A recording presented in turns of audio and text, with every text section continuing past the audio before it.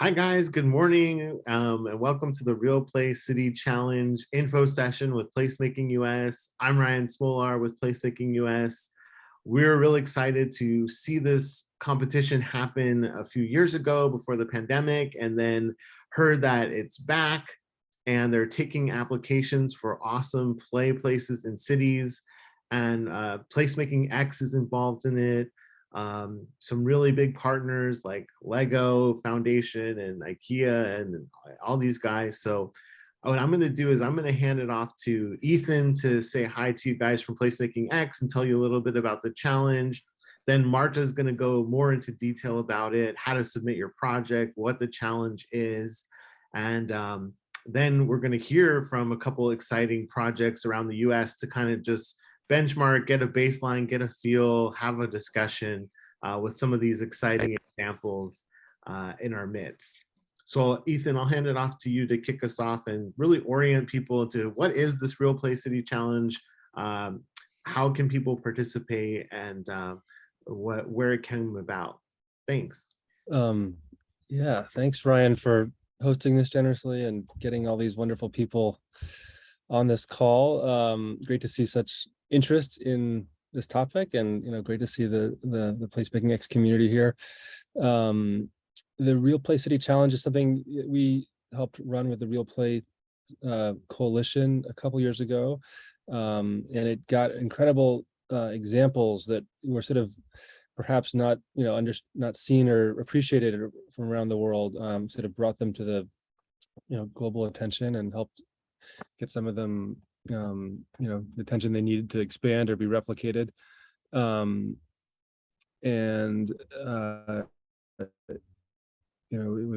partners, one of the things it brought a lot of different global organizations together for collaborations on resilience and many topics. And then of course Ryan mentioned some of the funders in the Real Play Coalition. It's a really remarkable group, all bringing their expertise and interests to it, including UNICEF and IKEA and Arup, Lego Foundation, and then missing one. National Geographic. National Geographic, right? Thank you. Yes, which is awesome. It's owned by Disney now, I think. But and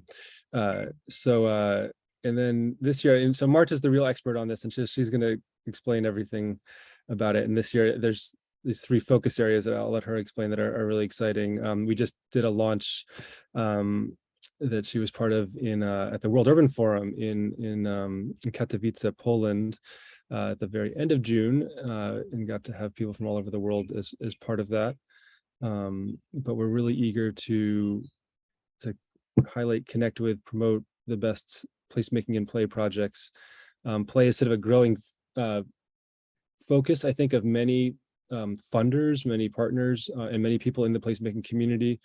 And through this, I've gained a bigger appreciation for its role in placemaking. One of the things I learned recently from Viviana Cordero, who's helping to run this as well, at a workshop she ran at a conference that Placemaking Europe hosted in Helsingborg, was that one of the biggest benefits of play is how it builds the resilience of children in their ability to develop and maintain strong social ties, strong social relationships. And sort of made me realize that one of the biggest goals, I think, for me or for many people in going to a playground, in playing around a sporting event, is actually is the social goals, is the goals to connect deeper with the people you're with, to meet people that you don't know yet, to connect in some way. And so how placemaking and play opportunities support and deepen social ties, and our abilities to create and sustain social ties is key. And of course that, the studies are showing that those abilities are a big deciding factor in resilience and success later in life for children. So how we make social spaces is really what placemaking is all about, and places of deeper connection to each other, and how place and people continue to build each other up starts at the youngest age. And these benefits, of course, of playful placemaking spread to everybody in a community. So this is really, increasingly core to, I think, our larger conversations, and the people involved in these spheres are often disconnected from each other. So this is a great opportunity to connect everyone, highlight us all, and start collaborating on this type of work. So I'll hand it over to Marta, and glad to answer questions and support as we go any further. So thank you, Marta. Yes, I'll take over now. Maybe I'll show a really short presentation just to go through the main themes that Ethan mentioned, and just to go over how we do it and why we do it precisely. So, well, thank you for having us today here, and we are very happy to see that also there's so many people that are so invested in the topic, and that you joined us. So we'll be talking about the Arup Play City Challenge, and as Ethan got it all right, it is an initiative which was launched by Arup Play Coalition, which is formed by Arup, National Geographic, UNICEF, IKEA, and Lego Foundation, and PlacemakingUS, which in this case is represented by Huasi Puchanga and Stipo. It's a global challenge that aims to highlight the best practices from all around the world and just show a better way to more resilient and playful public realm. It awards cities and urban practitioners from all around, and it basically aims to highlight the biggest inspirations of how placemaking help to make more space, time, and opportunities to play in urban areas. The reason why it was started and why we do it is that we believe that it's that play is essential for children to thrive both now and in the future, but many urban environments do lack opportunities for play. And with connection to placemaking, that Ethan already gave a very nice introduction to, but we do find that with placemaking, how we improve public spaces with communities, and we learn from small interventions, but we also aim to bring it to citywide strategies and create long-lasting impact. So we do find the connection of play and placemaking as a very as something that can last long and can serve for the better future for all of us. So we well, as also Ethan very briefly shared, we do believe that with play we can equip kids, but also all of us with social and emotional skills, and build resilience and creativity and help them thrive, and build more resilient urban environments by this as well. The three themes for this year, the first edition was run in 2019, finished in 2020, and there was a lot of inspirations that came out of it. So you can see it all on the website and read about what was submitted that edition. But now we just launched the second one, and here we want to really concentrate on how with play we can address global challenges. And this year we are working with three main themes, which the first one is places where play heals people, the second places where play supports climate action, and the third one is places where play unites us all. We do find all of those three to be very accurate for our current situation, and we do want to highlight the best case studies from all around the world that show the way how we can work towards those goals with including play and placemaking in our cities. And I will very briefly go through those three themes. So the first one, the play where play heals people. We believe that with placemaking, we can often create quick and very impactful changes, and we can provide relief in both temporary and permanent environments. And with the current situation around the world and with the conflicts, but as well with migration and disaster happening, we do feel like with play we can achieve the safer places, but where we can also feel safe and feel relieved. The second theme for this year is places where play supports climate action. This I probably don't have to give a longer description, but we obviously do have to, and within the cities, we do have to make more room for the increasing rainfall, for more greenery, and for more shade. And we aim to search for examples that show that with we can create those spaces and include play and place to meet and be with people and play as well at the same time. And then the third one is the play where places where play unites us all. And this we want to look closer into the fact that with when a play environment is not appropriate to the abilities and needs of all its people, people will feel left out and will feel unsafe or unwelcome to use that space. And people do not bring discomfort to those places, but they are faced with some challenges, and then they feel that they're not welcome to use this space. So to foster inclusivity in public spaces, this is why we chose this topic, to search for examples that help to develop those places where we all feel welcome, regardless of age or where we come from, but just so that we feel good in the public realm. And now going more into the details of the call itself, because Real Place City Challenge is a challenge where you can apply, and we are now, after the launch, we are now accepting submissions from all around. So this year we are we are welcoming applications from two main categories. The first one is cities, and this can go through city decision makers, mayors, public servants, and citywide organizations. And the second category is the urban practitioners, and this is much more open, but we want to include both types of cases. And for both of those groups, we accept applications in all three themes. And then what we want to achieve. So as I said before, it is very much to showcase global inspiring case studies, to learn from them, to broaden evidence on play, and to advocate for the importance of these topics. And then we want to increase knowledge sharing across cities and practitioners, and inspire other cities. For the winning cities and urban practitioners themselves, there will be a series of webinars, and will be a series of workshops with the partners that we work with. So with Arup, IKEA, Lego, National Geographic, PlacemakingUS, UNICEF, and I think I marked them all. So it is about knowledge sharing. It is about highlighting those inspirations.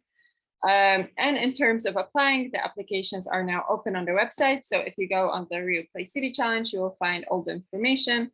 There is an application form that you can download earlier and read it through, so that you can get all the information that you need beforehand. And as a main element of the submission, we will ask you to submit a video, a 1-minute video. The quality of it is not being judged. It is the content of it that we want to see. We find this way to be like it allows to show the actual project very well.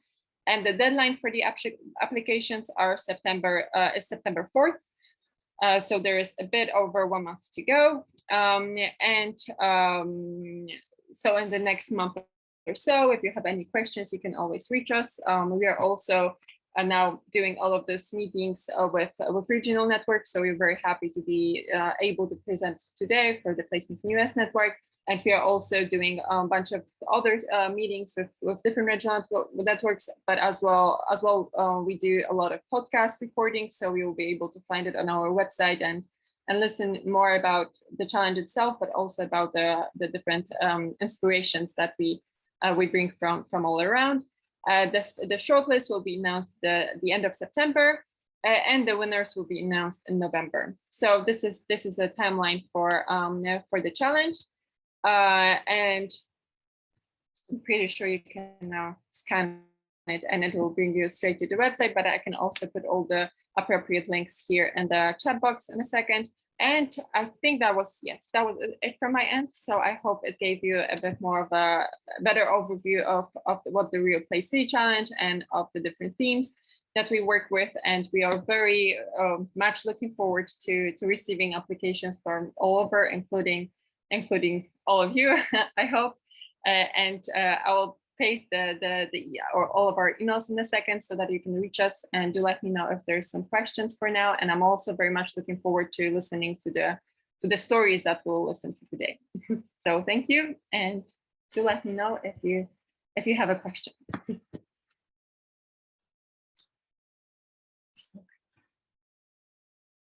Wow, thanks, Marta. Okay, so just to reiterate what I'm hearing is, so you told us about the Real Place City Challenge. which is for people to submit projects they've completed to create incredible playscapes or places of play in the themes of places that heal, places that support climate change, and places that unite us all. And the deadline's like September 4th. And what people are getting out of this is it shows their idea to other places that are looking for inspiration around the world. It increases the dialogue around this topic, and it's supported by this broad network of people embedded in the play world from top to bottom. Yes, that was very well summarized. Okay. Well, so great. Well, does anyone have any questions they want to hit Marta up with real quick? And then, as she said too, we've assembled some really exciting play places to show off and start this conversation and roll through, get that rolling. So, but if anyone has any questions they want to shout out real quick, they want to use this time.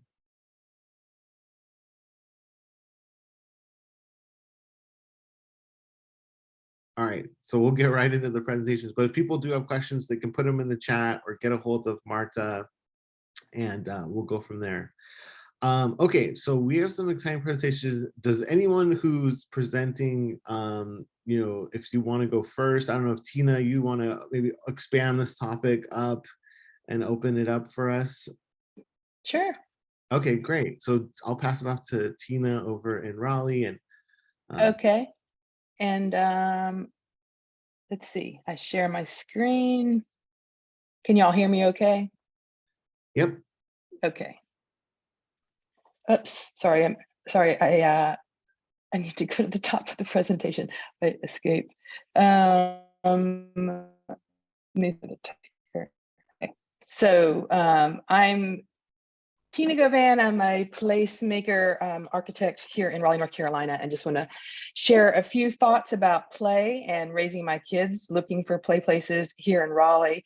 This is a picture of the creek across from their elementary school where they would go every day, throw their backpacks over their shoulders and then race down to the creek and play there, take off their shoes, build rafts. It was like a wonder world for them. It really affected how they developed as adults and all became like, landscape architects and stewards of their environment. They would collect glass and ceramic bits out of the creek and make mosaics. They would use it as money. In fact, they even printed creek money that they exchanged with each other. They had a whole society. They had creek tribes. They kept revisiting this place even as adults and when they were in college. So it had a huge impact on them because they had such freedom to explore. And they, built forts, they built bridges. It was an amazing place for them and a very rare place actually in our city. So just seeing that made me sort of realize that these kinds of independent free play places where kids can explore and build on their own are really rare in the city, and that we need more of them where they can build forts, where they can test themselves and climb trees, where they have contact with nature, where they can get dirty and muddy and they're out of the supervision of parents, climb trees, this kind of thing. And there's a certain wildness, of course, in kids that I think could be tapped and needs to be tapped and explored in order for their healthy development. And too often, we see playgrounds like this that don't really have any kind of mystery or adventure to them, certainly no contact with nature much, and they're very safe, regulated, and no one will get hurt. But it really doesn't speak play. So I'm hopeful and seeing more playgrounds emerge like this that are more natural, like full of loose parts, where you really give kids the opportunity to make things on their own. And this kind of contact with nature, this is New York on the right and Raleigh on the left, I think is really important to making a playful city and for making a city where kids can explore and disappear in the woods on their own and have that kind of freedom. There's not enough of it, and I know that from Raleigh, how there were very few places for my kids to go. I think something simple to do is just daylighting urban streams, which sort of ties into the climate change theme of this challenge. If you could, anytime you have water, you're going to attract kids and access to nature. So I think a wonderful way to sort of bring play into the city is daylighting these streams and letting kids play in them. I think access is another issue. You know, in our town, so much of it is privatized. There are very few places for them to play. They were, you know, kind of refugees escaping into trees. There's no place to skateboard. You know, they ended up playing in illegal places and skateboarding in parking decks and spelunking into the bottoms of abandoned buildings because there was no place to go. So I think if we can embrace what kids want to do, like skateboarding and rollerblading and all of that, rather than having the no signs and being afraid, and celebrate that, that's sort of the door to making more playful cities. Let's see what they like to do and let's make it happen, like this skate park, of course, in Asheville, North Carolina, or excavating, you know, these places underneath highways, these leftover places, make them, let's use them and celebrate the stuff that kids want to do. And I think it also makes for a diverse downtown. We had this leftover spot downtown Raleigh that was used for yoga and ice skating, and we had ice hockey games. And suddenly, all of these families were coming downtown that never came before, families and kids. But unfortunately, we lost it to development, so now it's another glass box like everything else. So I think that sort of was a real important lesson, that we need more of these spaces, these leftover spaces that can be used in different ways. And, you know, if you don't have that, take over the streets, you know, have some basketball in the street. It's amazing to see actually activities downtown, like the West 4th Street Cage in New York, where it's not just going downtown to see people drink beer and eat hamburgers, but people are actually doing something and playing sports. The kind of crowds it gathers from young to old is really wonderful. And so, like Tim Gill says, take the fences down and spread the playful spaces throughout the city. You know, too often, places that are for play for kids are out on the outskirts of town or in rec centers. I think integrating them into the street so that when you go down the street, you see kids playing, you hear the sound of laughter, is on the road to making a playful city. And maybe making a parklet that's for kids.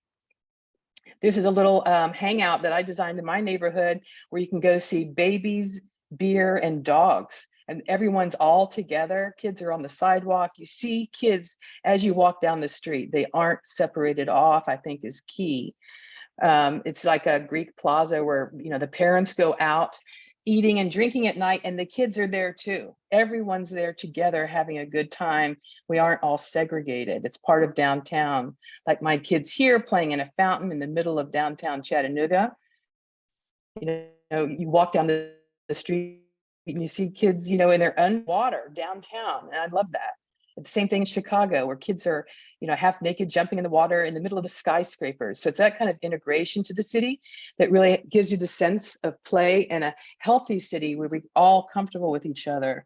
This is Raleigh. You know, you can always have a play street if you don't have a park to go to.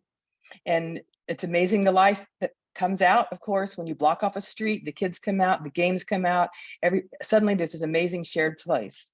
So I'm really trying to push play streets here in Raleigh and excited to see how that's going to develop. Or in a parking lot, we have a little play wagon that we share here. Very simple. You throw it out in a parking lot. This was at a farmer's market, and kids, you know, start doing stuff, start having fun.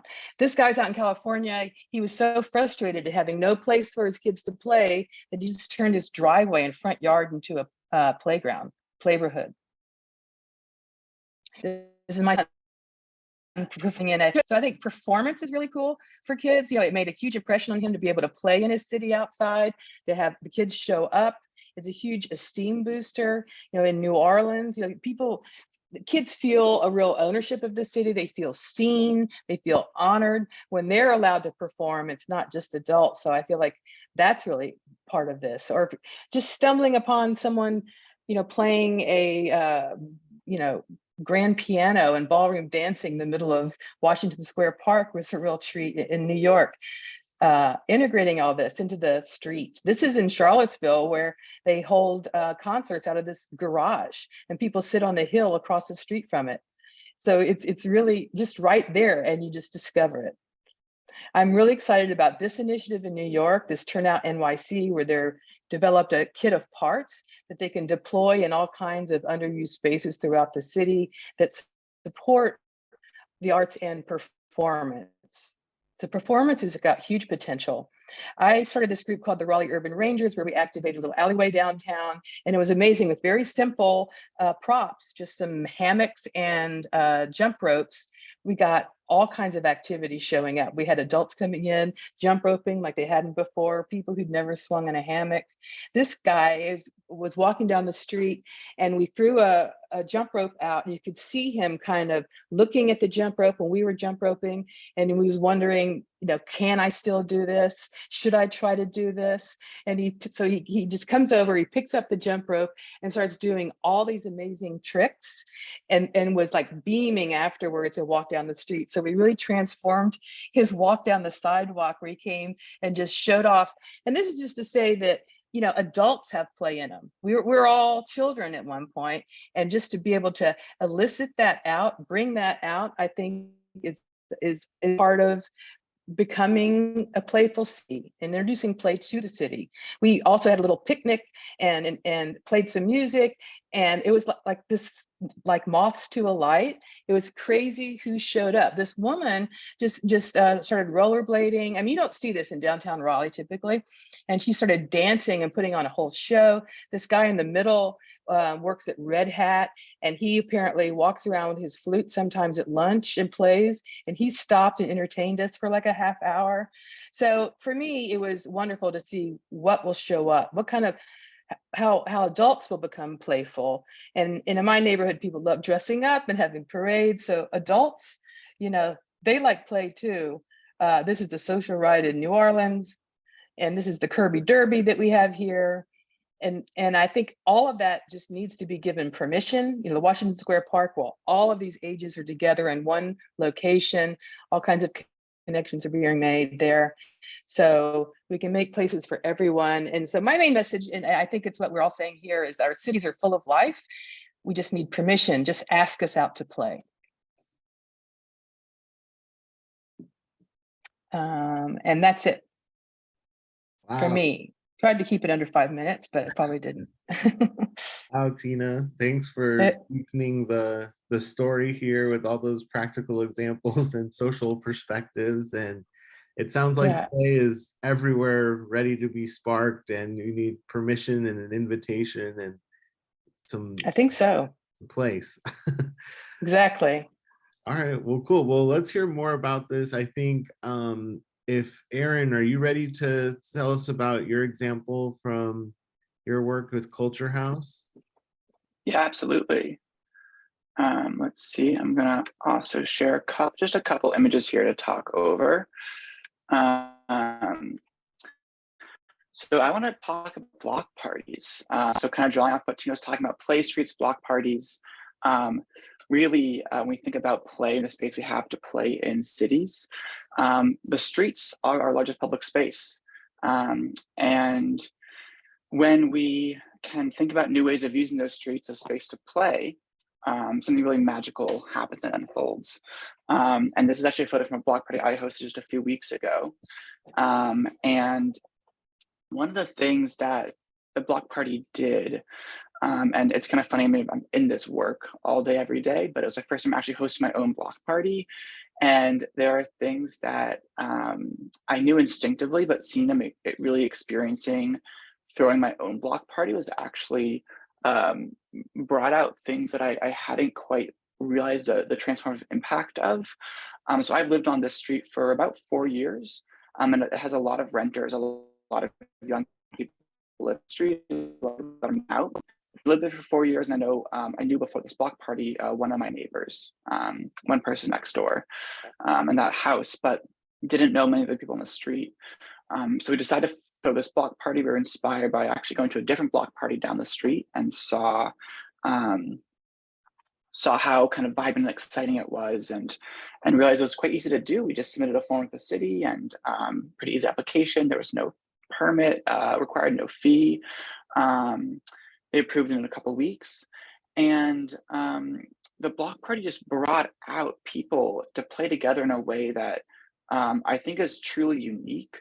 And we have very few opportunities to kind of play in this way. So I mean, here you're seeing people just drawing a chalk on the ground, but we had, you know, everyone from parents with really, really young children come out to, you know, 20 somethings, to people, older adults. I actually had one neighbor email me before the block party, and she said, I lived in the street for 40 years and I don't know any of my neighbors. And we never had something like this on our street. And was like, thank you for creating this space for us to get to meet each other. And she came by to the block party. She had a ton of fun. I got to meet her. And it's interesting, after this block party, I've met so many more of my neighbors. And I now feel much more connected and supported by my community. You know, I can wave someone, I could go and ask someone for a favor. And that connection piece is really critical from an intergenerational perspective, but from a perspective of community resiliency and the way you can connect across boundaries. So with block parties, one of the things that we discovered is, both through my own work doing a block party, but also working more generally on this kind of work in the area, is noticing there are a lot of barriers to community members hosting block parties like this. A lot of the stuff you see here in this photo I took from my work. I've got a very good workplace in being placemaking to make an awesome block party. Most people don't have that, and hosting a block party can be quite inaccessible for people, which in the city of Boston, which we're right nearby, they find that we only see one photo. Is there supposed to be different? Oh yeah. Oh. I'm going to show more in a second. Yeah, of course. So in the city of Boston, right nearby, they have found that most block parties are happening in the whiter, wealthier neighborhoods, and very few of them are happening in neighborhoods with less access to resources, less access to even any permits required to do a block party. And so we actually, with Culture House, my organization that does placemaking work, we have partnered up now with the city of Boston. I'll get to show you a new photo now, to launch what we call block party kits. So what we've done is, along with the city, we have created these kits full of the things that you need to host an awesome block party. And this is a project we've done in tandem with the city. So they've been working on the process for applying for a block party, and we've done work on the actual infrastructure of what you bring to a block party. And so basically these kits are in these giant bins right here. And they include, like you see in this photo, they include this chalkboard where you can write about what your block party is, a little sign at the end of the street. We have hula hoops, we have sidewalk chalk, we have bubbles, jump ropes, cornhole, slam ball, different balls to play with. In another, we have two different kits. There's a kind of a game kit you see here. There's also a cool kit that's more focused on water and cooling in the summer, with a splash tower and water balloons. And with this program, what we're doing is anyone can apply to have a play street and get a play street closing permit to host their own play street block party. And then they can get one of these kits delivered by the city right to their block party the day of and picked up after it. And we just launched the program. So the first couple have gone out just last weekend, and we're excited to see kind of how this goes. Of course, it's a pilot program, and after this, we're going to work with the city to think about a kind of larger scale program. But we have currently 8 kits that we're lending out, and you can see actually here the mayor of Boston did a little PSA about it recently, encouraging people to play. And really, she's actually had a big focus of her work is about how do we make the city more fun? How do we incorporate play? And how do we use it as a way to connect each other to build more social cohesion? And so she did a little highlight on the block party kits, and which is exciting. But be able to launch it here, you can see right here on the Boston.gov website. Right now, people can really easily apply for a block party and then get one of these kits delivered. And really for us, the impact that we're excited to see is exactly what kind of I was talking about at the beginning of this, of what happens when you want, what gets unlocked in a community when you can host a block party. And this project is really all about how do we create and make block parties much more accessible, and make them a much lower lift, so that it's not just the people that do this professionally or people that have the know-how, because we know that the communities that were hardest hit by the pandemic have been hardest hit by compounding crises, are also the communities that don't have access to the incredible community building tools like block parties. So I'll stop there. I just wanted to highlight that project a bit and share about the work we're doing. Thanks, Aaron. That's super exciting.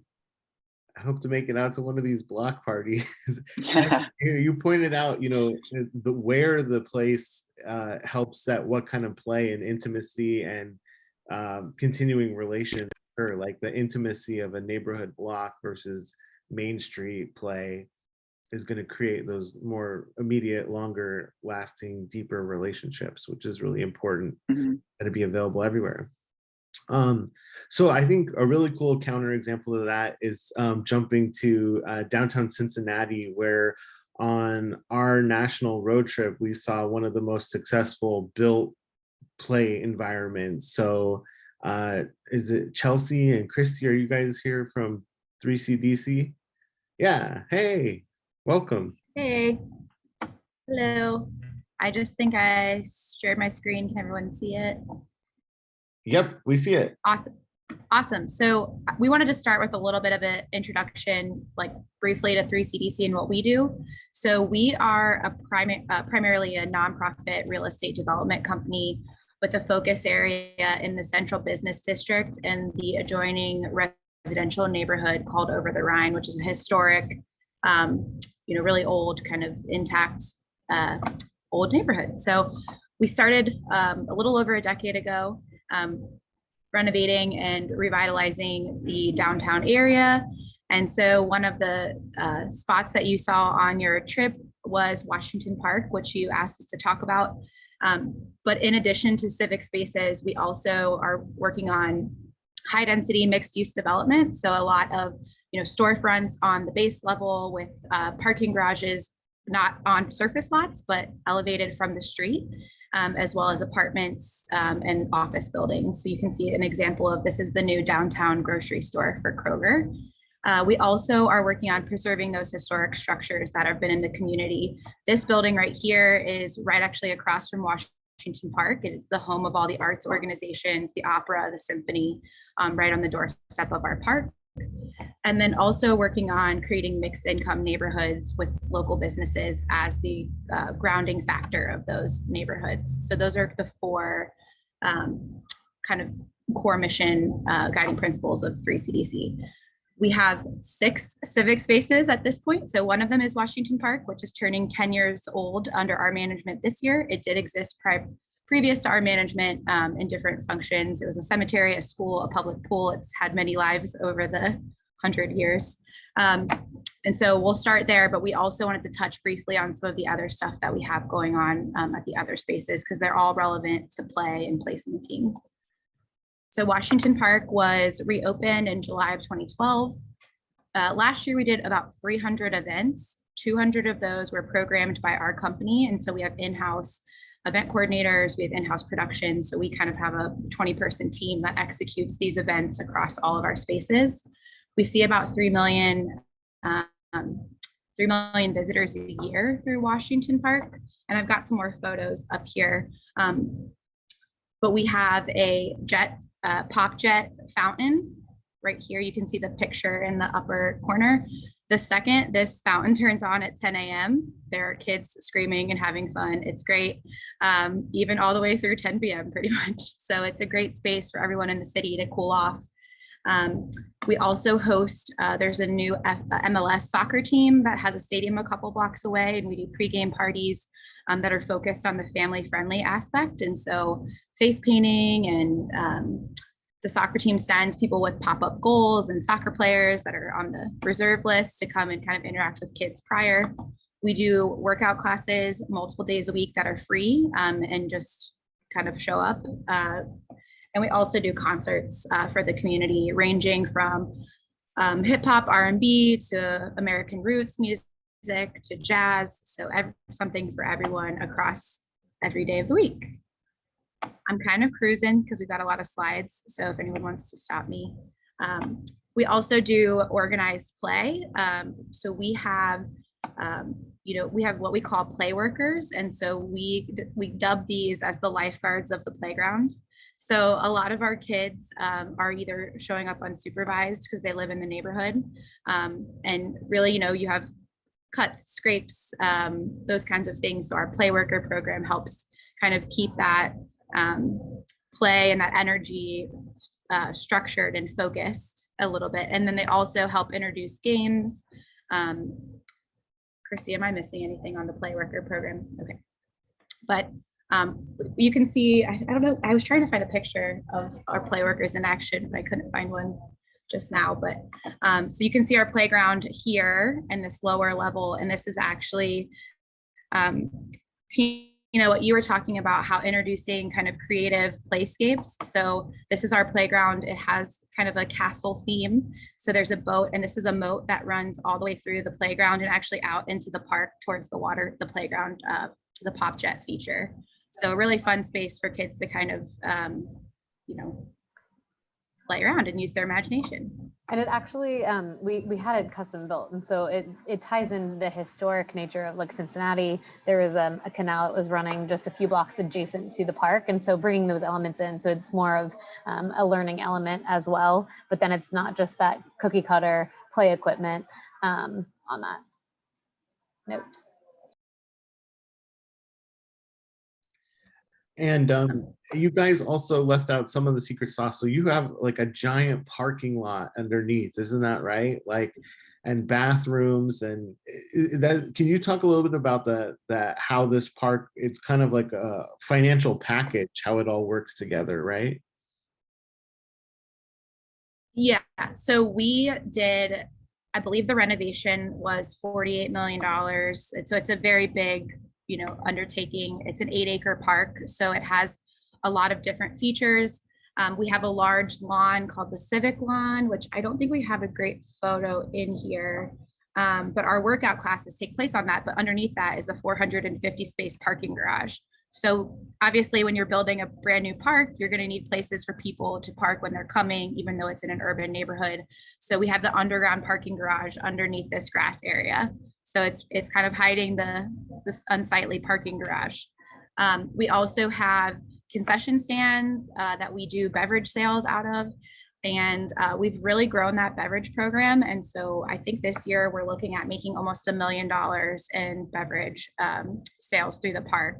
And that is with every event. We also have a bar, but it's a family friendly spot that people can come to and purchase drinks, and that helps fund our free programming. So it kind of all goes back into paying the bill for the free events that we do.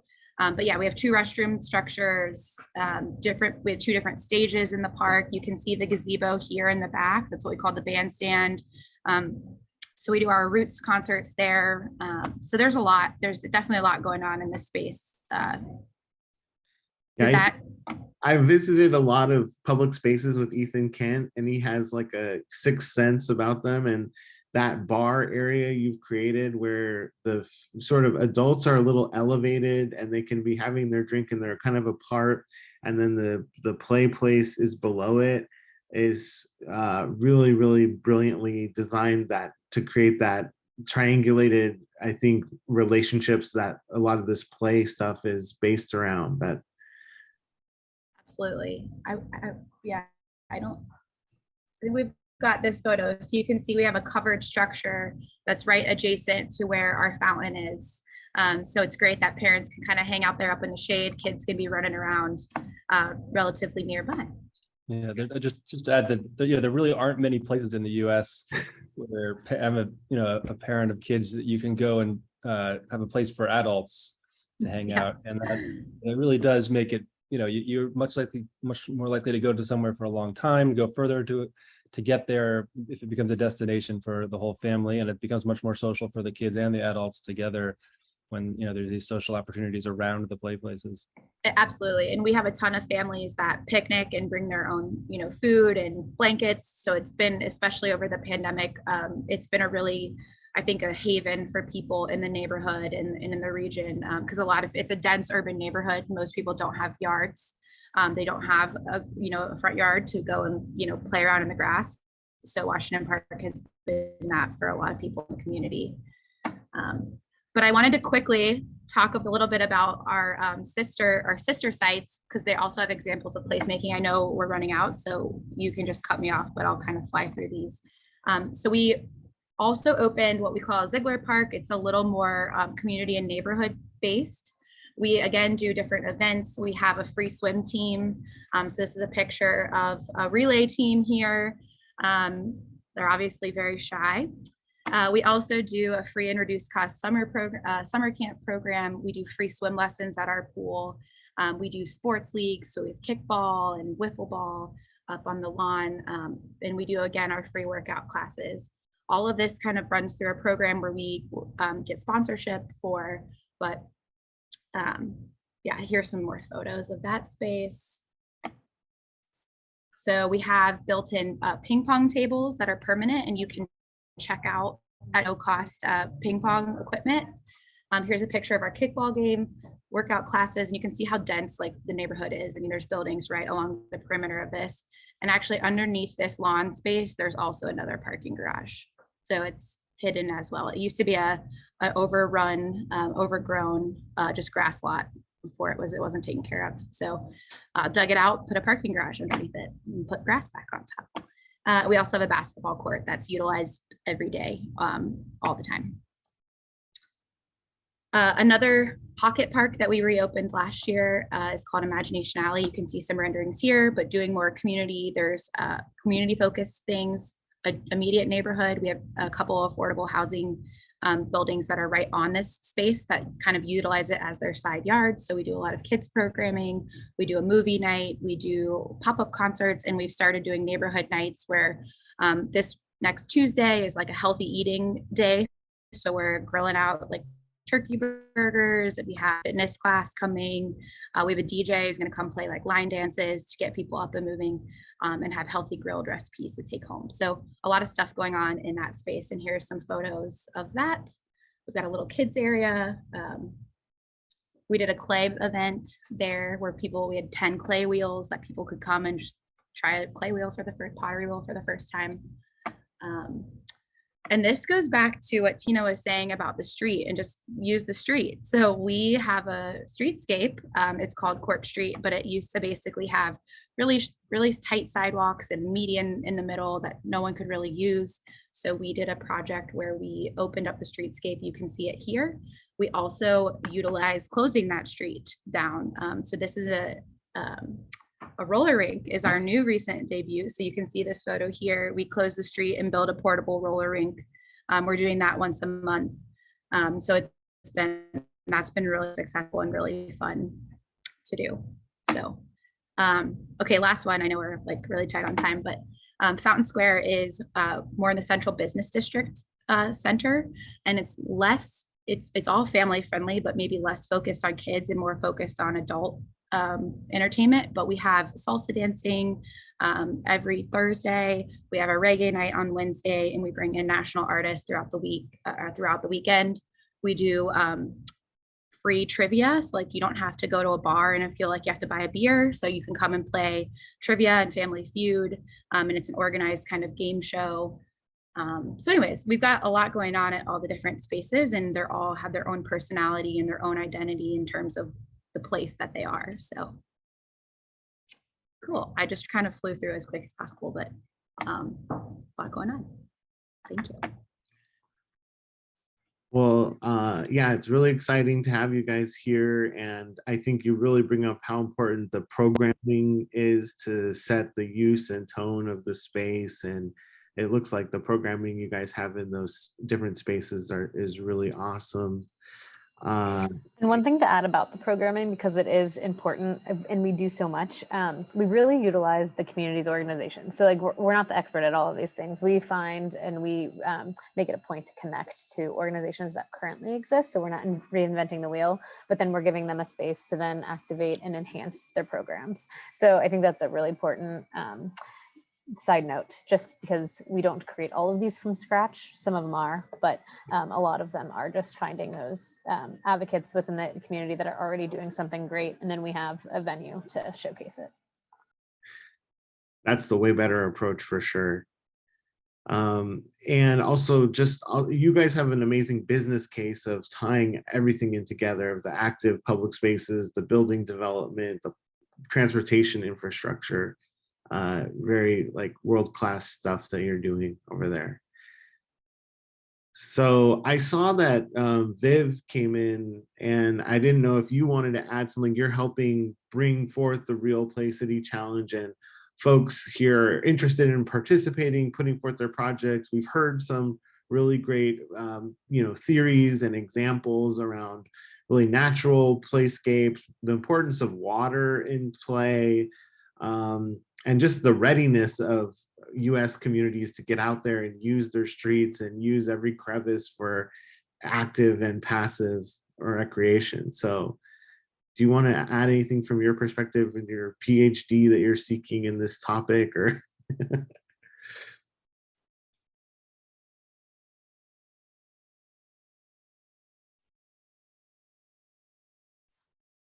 Can you hear me now? Yep, we hear you. Sorry. No, well, I actually think it's awesome.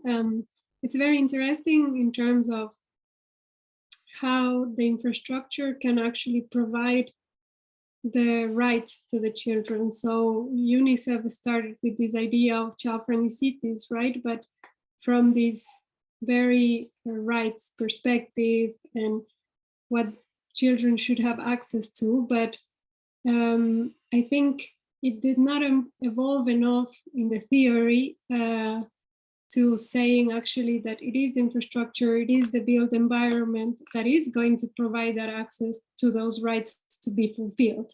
So I think maybe what I can see here is that it's very much on our responsibility as urban practitioners to make those rights be fulfilled, come true, but we can see that in these examples, no? So also looking at ourselves as part of the governance itself that can make these decisions. And one thing that I really liked is how it was not only thought for the inclusiveness of children, but also of adults, which I think usually is what happens now that we have these parks that are quite close, and then the children are there and the caregivers are bored somewhere else, and very much it depends sometimes on the money.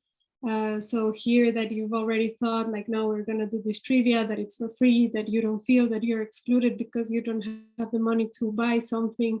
It really changed the dynamics. And I think that when we take care of the caregivers as well, of the adults that are in charge of those children, if we reduce the stress for them as well, we are also building child-friendly cities, right? So I think, yeah, I don't know, that's a little bit of the comment that came to my mind when I saw these great examples.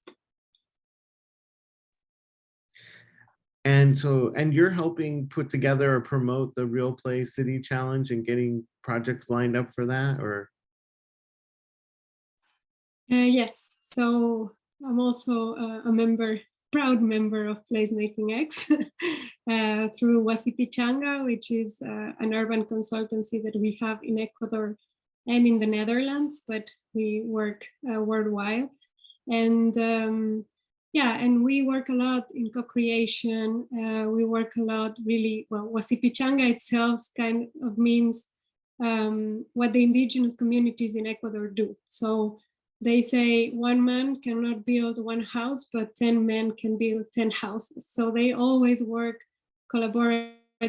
They always, you know, they build their houses together, but the day that it's done, they celebrate that. And that's the Wasipichanga, is the party, the celebration of building things in community. And that's what we also want to reflect. So yeah, we are building also this Real Play City Challenge as a community of advocates of play who are bringing this topic to the realm of the urban planning, of the public space, because I think play, it's much associated a lot with education, but recent studies also say, you know, that children feel like 1 in 5 children feel that they don't have enough time to play. And it is sometimes because even of the schooling system, right? They have so many classes and we're still asking, like, we want more education, but we don't realize all the time that children get a lot of the knowledge and information through play. So if we can bring that on every space that they have, that it doesn't necessarily have to be the school, but also places where their parents, you know, sometimes didn't even think of bringing their children because they are going to get bored. We are constantly stimulating them and educating them collaboratively in a way, like, right? So I think this is much of what we want to do as a big community. And well, super happy to see all the people that it's today because you're already part of this community of advocates. And I think it's a topic that is just starting, but there's a lot to build on it. Yeah, I think that it's really inspiring you guys are raising this issue because it's definitely, you know, a global conversation. I think it's one we're a little slower to the table too. So it's everyone here is an early adopter and has been in some ways big advocates for this. So this is a really exciting moment. And I think I remember you talking about this in the form of like Maslow's hierarchy that, you know, beyond safety and food, that play is really a very important part of the self-realization and mental health and how critical this is really for people. Yeah, I think I said sometimes this comment that I feel sometimes is kind of polemic, but you know, like, well, recently they say that play and strong relationships with other humans help the brain development way more than you know, an adequate nutrition. So, and I want to put this as a small example, but imagine if you are really hungry at your house and then you're also very bored. What you're gonna be thinking is like, oh, I'm even hungrier and hungrier, and where's the food? And it happens a little bit like that with children, you know, the children that are in conditions of living on the street or you know, refugees, for example, they have all these problems that governments cannot solve because they cannot even identify them as citizens, for example, so they cannot enroll them in a program for education, for nutrition. But if you could put these games in the public space they are for sure going to be users, even temporarily, of that public space, you are still providing some sort of food for their brains, right? Some entertainment, some ways for them to even be distracted of the harsh conditions that they're going through, for them to connect to their caregivers or to peers. So sometimes they put play as, okay, first let's feed the children and solve their biggest problems, and then we'll think about them playing or being entertained. But I think at this point, it should be at that same hierarchy. And yeah, and I think at the beginning, it sounds like a polemic thought, but if you really go to the depth of it, it makes a lot of sense. And that's why also we are kind of pushing for play a lot. Great. I don't know if Carmen, do you want to share about, you know, we didn't really talk about like some of the barriers to play and some of the inequities to play. So I don't know if you want to mention that. Yeah, so we actually just had a new, they're calling it a linear park, so I'll go with that. A linear park, it's called City Walk. It opened up under our interstate. And so I think there's, and simultaneously, so that's opening or open, soft open. And then we are in the process of redesigning Lynn Park, which would be like our town square. And one of the things that I have found is that people only think of play in terms of children, and by children I mean small children. Like not the, like people like my nephew who insists that he is a big kid. He's like, I'm not a baby, I'm not a child, I'm a big kid. And then there's definitely nowhere for teenagers to be. And I'm always fascinated by how hostile people are towards teenagers, as if we all weren't former teenagers, which is just like, it's just the strangest thing. And so I have been pushing in these conversations about the redesign of the parks and, the use of linear parks, people being concerned about, oh, the teenagers are going to take over the new park under the interstate. And I'm like, what they gonna do to it? Like, it's made out of concrete. It'll be fine. But also getting the people who are redesigning what I like to call our failed public square, that play does not have an age limit on it. That any play equipment should be able to fit adult-sized people. Like, what happens when I want to swing, or if I want to go on the seesaw with my friends?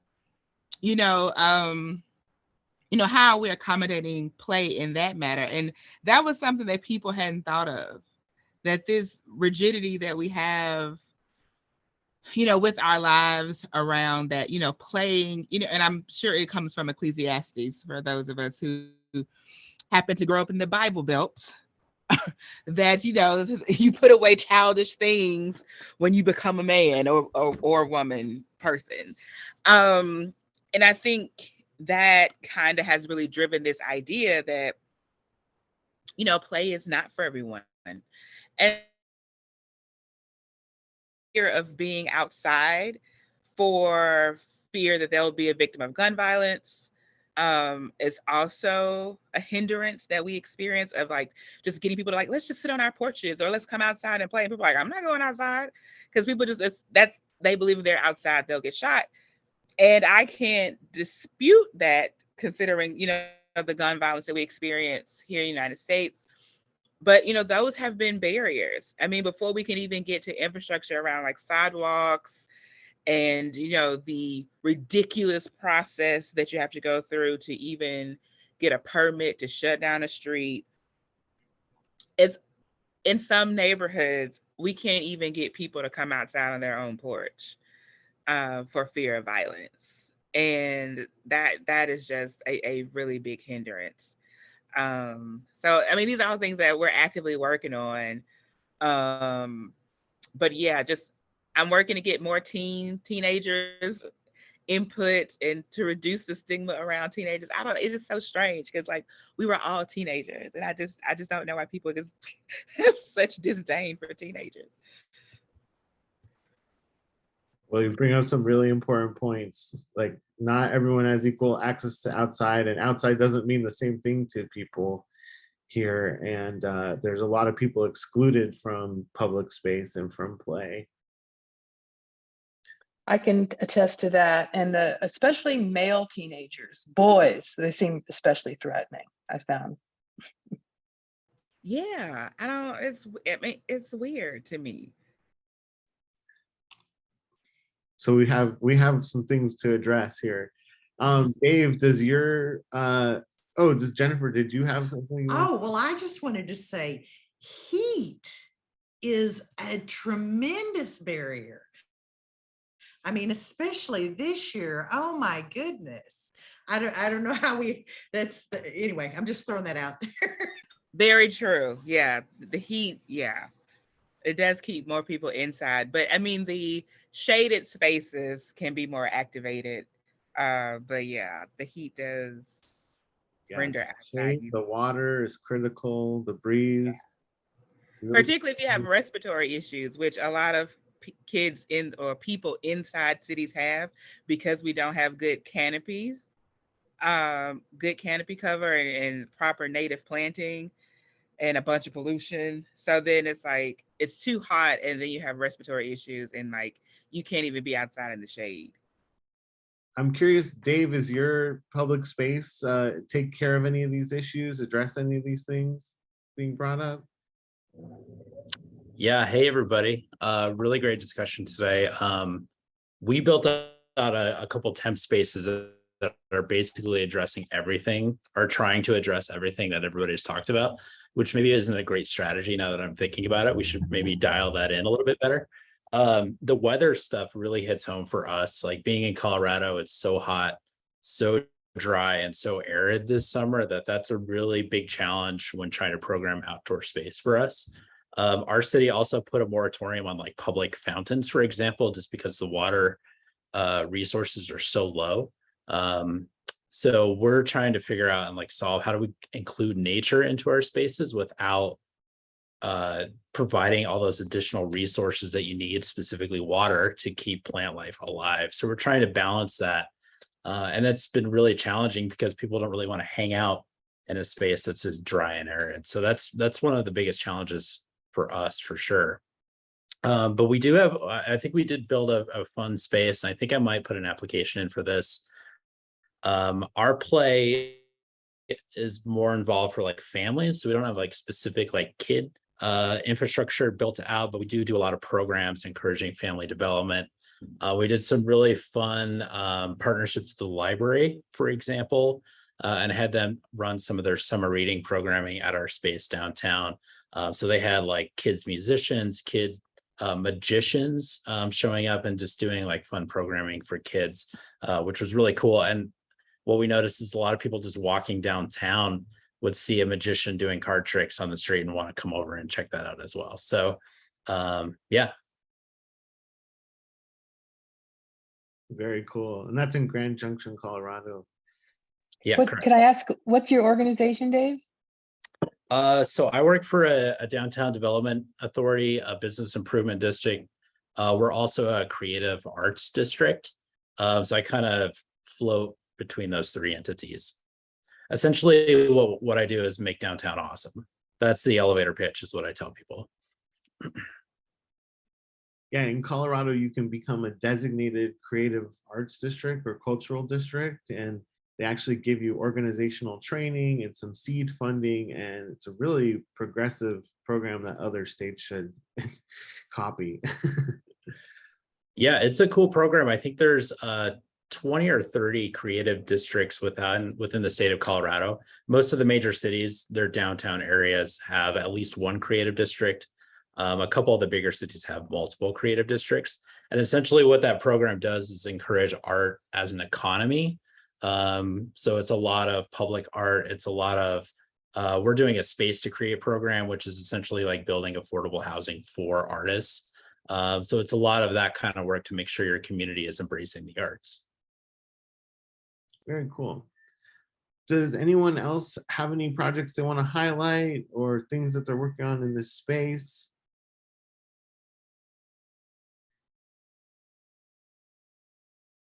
All good? Okay, well, great. Well, I think we learned a lot about this challenge. I think that there's a lot of projects out there. If you don't think your project fits, maybe point it to somebody who you do think would want to get involved in this. It seems like it's a great community of projects and a stimulating conversation, and there's more organizing we can do around it. Let us know. And really grateful to Marta and Viv and Ethan for bringing it to everyone's attention, and for everybody who spoke today about their perspectives on this topic or their cool projects. Really appreciate it. I'll see you guys soon. Okay, thanks. Everyone. Thank you. Thank you. Bye.